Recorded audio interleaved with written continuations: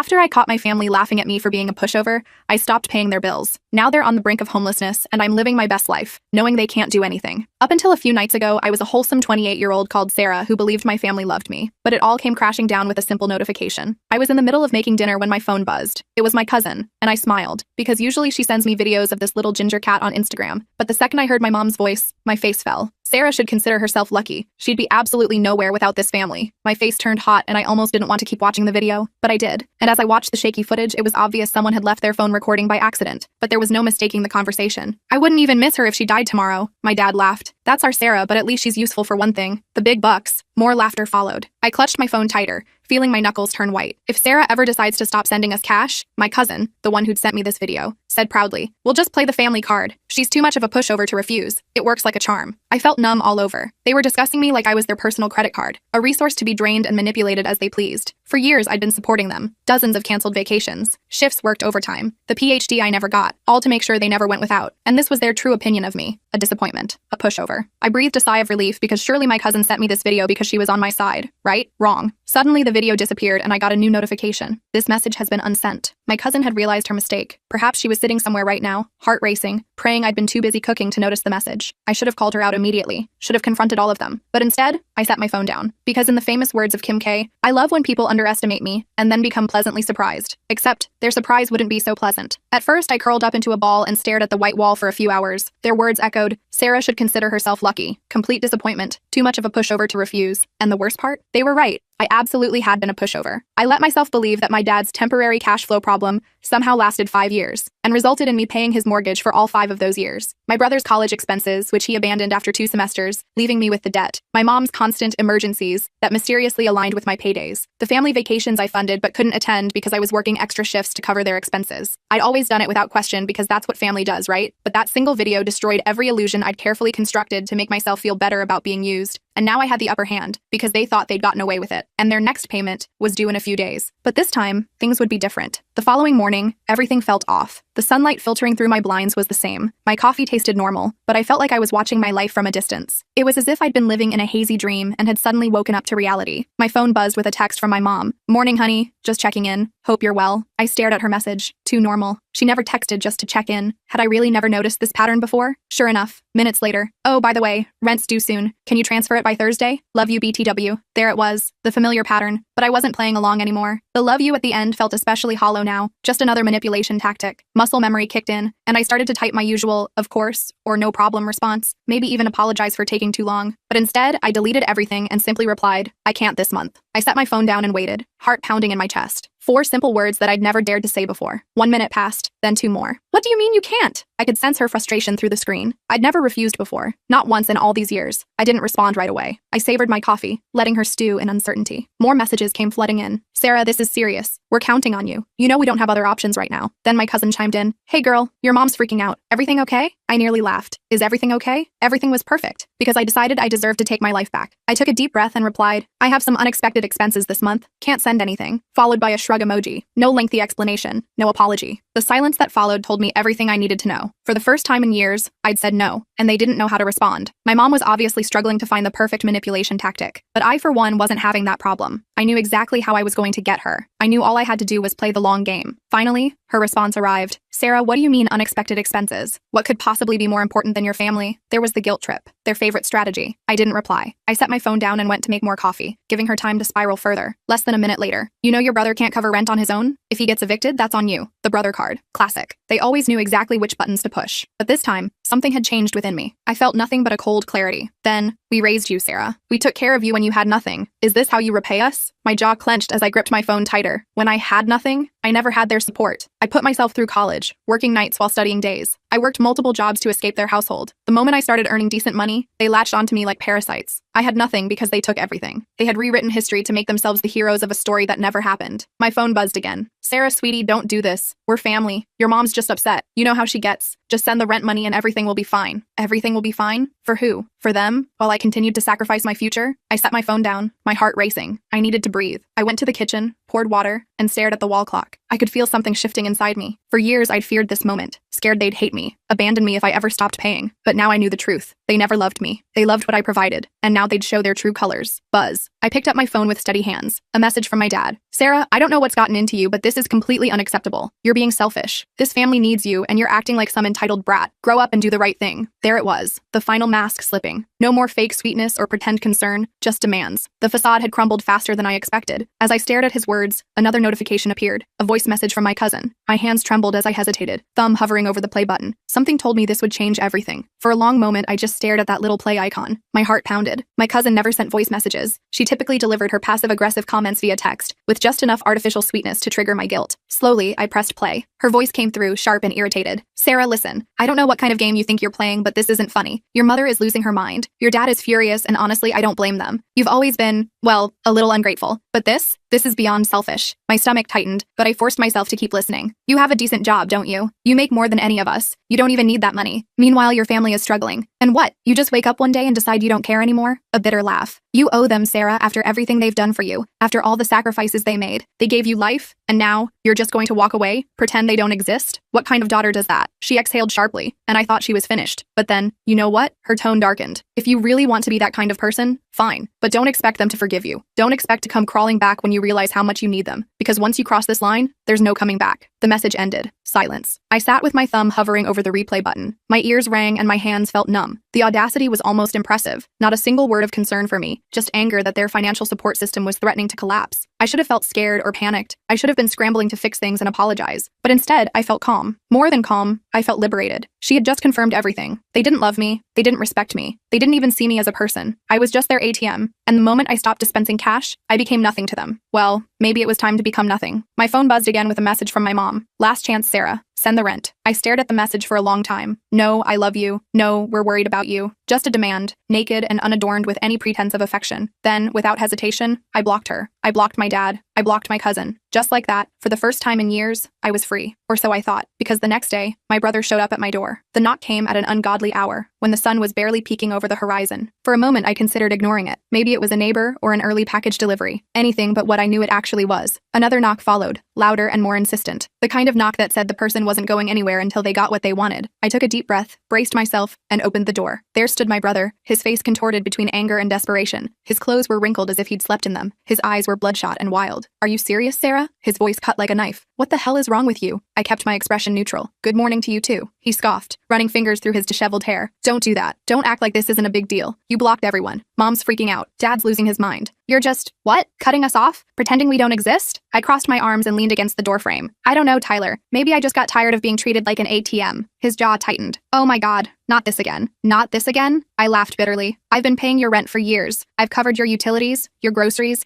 even your stupid streaming subscriptions. And the one time I say no, the one time I set a boundary, Mom calls me selfish, Dad says I'm unacceptable, and you show up at my door like I've committed some crime. His mouth opened like he wanted to argue, but no words came out. So I continued. And don't even try to pretend you care about me. I saw the video. His face went pale. Real fear flashed in his eyes. What video? I smiled coldly. You know exactly what video. Tyler shifted uncomfortably, looking away. Look, it wasn't serious, okay? We were just joking. You're being dramatic. Joking? My voice was quiet but razor sharp. You all sat around laughing, calling me a pathetic failure, saying I should be grateful for the privilege of paying your bills. Do you know what that feels like, Tyler? To hear your own family talk about you like that? He exhaled harshly, rubbing his face. Sarah, come on. No, you come on. You want money? Get a job? You want someone to take care of you? Find someone else because I'm done. Silence hung between us. For a moment, something raw flickered across his face, but it vanished quickly. You don't mean that, he muttered. I held his gaze. Yes, I do. Another pause. Then his expression hardened, twisting into something ugly. Fine, he spat. You want to be a selfish bitch? Go ahead, but don't come crawling back when you realize you have no one left. And with that, he turned and stormed off, slamming his car door before speeding away. I stood watching him go, chest tight but spine straight, because he was wrong. I did have someone left. I had myself, and for the first time in years, that felt like enough. As I closed the door, my phone buzzed again. My mother's name flashed on the screen, but I wouldn't answer. Not this time. I'd been at her mercy too long. Her demands, her guilt trips, the way she'd weaponized my sense of responsibility against me, manipulating me into surrendering everything just to keep her from falling apart. Not anymore. I turned my phone face down and walked away. The truth was, I was done being their financial safety net, done with the lies and manipulation. They'd never once asked how I was doing or considered the toll it took on me to constantly bear their burdens. I'd carried their weight for years. My mother's, my father's, my brother's, all all while they acted like I owed them for simply existing, like my life was just one endless repayment plan for their supposed sacrifices. No one had ever asked what I needed. No one had ever truly cared about me. Now I was taking control. The next morning, as I sat in my living room, the silence felt heavy. The weight of my decision was settling in, but there was no regret, just a strange sense of unfamiliarity. I'd spent so long catering to their needs that I hardly remembered what it felt like to put myself first. Then my doorbell rang. Tyler again. I could tell by the impatient, demanding knock. I opened the door slowly, keeping my expression neutral. "Sarah," he began, his usual arrogance gone, replaced by something almost pleading. "You need to listen to me." I didn't invite him in. I stood firmly in the doorway, arms crossed. "I don't need to listen to anything you have to say." He blinked, taken aback. "No, you don't understand. Mom's freaking out. Dad keeps calling me, asking what's going on. They don't know how to fix this. You've cut everyone off. You can't just leave us hanging like this." I scoffed. "Oh, I'm sorry. Did you think I was going to keep enabling you? Keep paying your rent and bills while pretending everything was fine? No, Tyler. I'm done being the family bank account. I don't care how much any of you beg." Anger flashed in his eyes. "You're acting like we've never done anything for you, like we're all just users." I didn't flinch. "I know exactly what I've been to all of you. A cash machine, a free ride, and I'm done with it." His face contorted. "You can't just leave us hanging. You owe us, Sarah." The words stung, but they didn't break me. They only strengthened my resolve. I'd been waiting to hear those exact words, the naked truth finally spoken aloud. "I owe you? I've given you everything. I paid for your apartment, your groceries, your bills, while you sat back and watched me do it. And you want to talk about owing?" His fists clenched. "You'll regret this. You'll regret cutting us off." I couldn't help but laugh. "No, Tyler. You'll regret it, because I'm not the one who needs you anymore." Without waiting for his response, I slammed the door in his face. I could hear him swearing on the other side, but I didn't care. For the first time, his anger didn't scare me into compliance. It felt good, but I knew the drama wasn't over. This was just the beginning. They wouldn't let go easily, not when they had so much to lose. That night, my phone buzzed with a text from my dad. "We raised you, Sarah. Don't think you can just walk away from everything we've done for you. You're making a huge mistake. Come back. We'll talk. We'll fix this." I could almost hear the desperation beneath his commanding tone, the panic of someone watching their safety net disappear. I sat for a moment, phone in hand, considering what to do next. I could have ignored it. I could have blocked him too, but I had a better idea. I wasn't just going to block them. I was going to make them confront every lie, every moment they'd taken me for granted. Starting now, I went to my desk and opened my laptop. It was time to send them a message they'd never forget. I stared at my computer screen, fingers hovering over the keyboard. I wasn't going to let them waltz back into my life as if nothing had happened. I was done being their punching bag. This time, I was taking control. I gathered all my financial records, every payment I'd made for their bills, every bank transfer, every check I'd written to cover their emergencies, every time I'd canceled plans for myself because they needed me financially. Years of receipts, years of sacrifice, years of being drained dry while they took and took and took. I realized as I scrolled through these records that I could have bought a house by now, could have traveled the world, could have invested in my future. Instead, I'd invested in theirs, and they hadn't even had the decency to pretend to be grateful. I drafted an email with a note at the top. "Here's a detailed summary of everything I've done for you over the years. I'm done being your lifeline. I won't be your ATM anymore,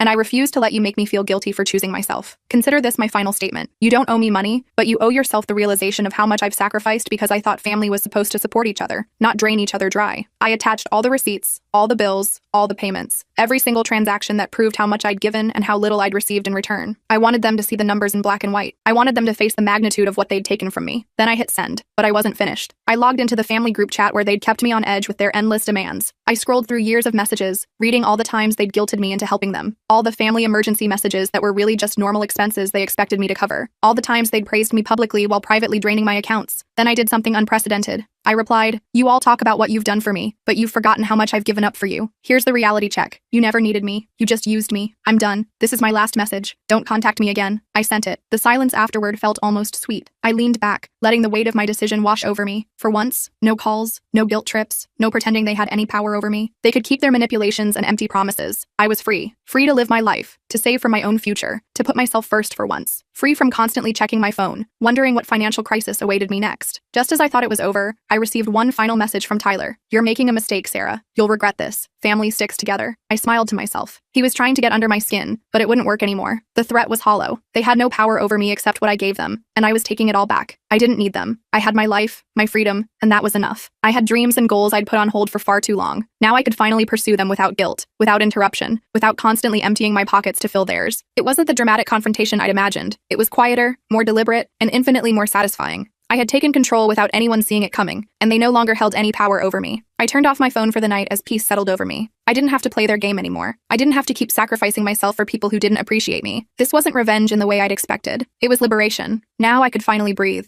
Now I could live for myself. And that was the sweetest victory of all.